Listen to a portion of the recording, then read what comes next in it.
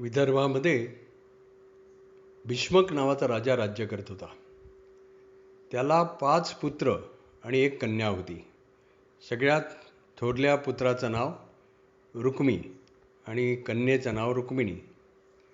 रुक्मिणी ही लग्नाची झाली, वयात आली तेव्हा तिचं स्वयंवर करायचं भीष्मकांनी ठरवलं. पूर्वी स्वयंवरासाठी सर्व राजांना बोलवण्यात यायचं आणि मग त्यांच्यापैकी कोणाला तरी निवडून ती राजकन्या त्याच्याशी विवाहबद्ध व्हायची. या स्वयंवरामध्ये रुक्मिणी असं ठरवलं होतं की रुक्मिणी ही शिशुपालाला द्यायची. शिशुपाल हा चेदी नगरीचा राजा होता. त्याने त्या रुक्मिणी असं ठरवलं होतं की रुक्मिणी ही चेदी नरेश शिशुपालाला द्यायची. पण रुक्मिणीची तशी अजिबात इच्छा नव्हती. तिनं मनोमन श्रीकृष्णांना वरलं होतं. श्रीकृष्णाचं चरित्र ती लहानपणापासून ऐकत आली होती आणि तिची अशी इच्छा होती की आपण श्रीकृष्णाशी विवाहबद्ध व्हावं. म्हणून तिनं श्रीकृष्णाला एक पत्र लिहिलं.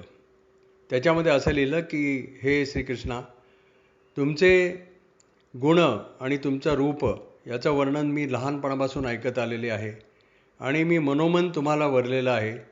त्यामुळे माझी अशी इच्छा आहे की तुमच्याशी माझा विवाह व्हावा आणि माझा विवाह हे माझे वडील आणि माझे भाऊ माझा विवाह शिशुपालाशी करू पाहत आहेत, पण तुम्ही माझं इथे येऊन हरण करून घेऊन जावं अशी माझी इच्छा आहे. ते पत्र तिनं भूदेव नावाच्या ब्राह्मणाबरोबर द्वारकेला पाठवलं. श्रीकृष्णाने ते पत्र एकदा वाचलं, दोनदा वाचलं आणि ते स्वतःशीच हसले आणि त्यांनी असं ठरवलं की आपल्यावर मनापासून प्रेम करणाऱ्या रुक्मिणीला आपण रुक्मिणीची इच्छा मानायची आणि ती सांगती आहे त्याप्रमाणे कुंडिनपूरला जाऊन तिचं हरण करायचं. इकडे स्वयंवराची तयारी झाली. सर्व राजांना निमंत्रणं गेली.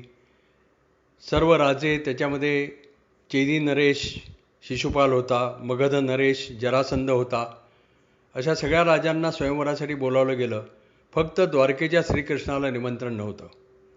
कारण रुक्मिणीची अशी इच्छा होती की श्रीकृष्णाला मुळीच रुक्मिणी द्यायची नाही आणि त्याच्यासाठी त्याचं येणंच त्याला तिथे नको होतं. ठरलेला दिवस उजाडला. रुक्मिणीने असं सांगितलं की मी देवीची पूजा करण्यासाठी देवीच्या देवळात जाती आहे. तिनं आपल्या सखींना आपल्याबरोबर घेतलं आणि ती देवीच्या देवळामध्ये पूजा करण्यासाठी म्हणून निघाली. एकीकडे श्रीकृष्ण त्यांनी बलरामदादांचा निरोप घेतला. बलरामदादा म्हणाले की मी द्वारकेचं सैन्य घेऊन येतो. श्रीकृष्ण म्हणाले की मी पुढे होतो, मग तू मागून ये. आणि मग श्रीकृष्ण आपला रथ घेऊन द्वारकेहून कुंडिनपूरला निघाले आणि कुंडिनपूरला पोचता क्षणीच त्यांनी पांचजन्य शंखाचा आपला आवाज केला. त्या शंखाचा आवाज ऐकल्यानंतर निराळ्या लोकांवर निराळ्या त्याचा परिणाम झाला. एकीकडे रुक्मिणीला फार आनंद झाला की श्रीकृष्ण येऊन इथे पोचलेत आणि लवकरच ते आपल्याला भेटतील, आपल्याला घेऊन जातील. आणि दुसरीकडे शिशुपाल, जरासंध आणि रुक्मी यांनीही तो आवाज ऐकला आणि त्यांनी तो आवाज ओळखला की हा श्रीकृष्णाच्या पांचजन्य शंखाचा आवाज आहे. पूर्वी असे शंखांचे आवाज निराळ्या वीरांचे शंख होते, त्यांचे आवाज सगळ्यांना माहिती होते. जसं युधिष्ठिराचा अनंत विजय शंख होता, अर्जुनाचा देवदत्त शंख होता, भीमाचा पौंड्र शंख होता, नकुल सहदेव यांचे सुघोष आणि मणिपुष्पक असे शंख होते. तसं श्रीकृष्णाच्या पांचजन्य शंखाचा आवाज सगळ्यांना ओळखू आला आणि त्यांच्या लक्षात आलं की आपण जरी बोलावलं नसलं तरी श्रीकृष्णांना कळलेलं आहे आणि ते इथे येऊन पोचलेत. ताबडतोब रुक्मी, जरासंध आणि शिशुपाल शस्त्रसज्ज होऊन निघाले. एकीकडे श्रीकृष्ण त्या मंदिरापर्यंत पोचले. त्यांनी अलगद रुक्मिणीला आपल्या रथामध्ये घेतलं आणि निघण्यापूर्वी परत एकदा शंख वाजवला. श्रीकृष्ण रुक्मिणीला म्हणाले की मला इथून गुपचूप पळून नाही जायचं. मला सगळ्या इथे जमलेल्या राजांना आव्हान द्यायचं आहे की जर कोणाला माझ्या विरुद्ध जायची इच्छा असेल आणि मला अडवायचं असेल तर त्यांनी अडवावं. मी रुक्मिणीला तिच्या इच्छेप्रमाणे घेऊन जातो आहे. पण कुठल्याही राजाची तशी करण्याची हिंमत झाली नाही. श्रीकृष्ण रथामध्ये रुक्मिणीला बसवून द्वारकेच्या दिशेने निघाले आणि त्यांचा रथ द्वारकेच्या दिशेने जात असताना एक रथ त्यांच्या मागोमागं येऊ लागला. तो रथ म्हणजे रुक्मीचा होता, रुक्मिणीच्या भावाचा होता. त्यांनी श्रीकृष्णाला सांगितलं, थांब कृष्णा, मला तुला जाऊ द्यायचं नाही आहे, मला माझ्या बहिणीचं लग्न तुझ्याशी करायचं नाही आहे. श्रीकृष्णांनी आपला रथ ताबडतोब थांबवला आणि त्याच्या दिशेने वळवला.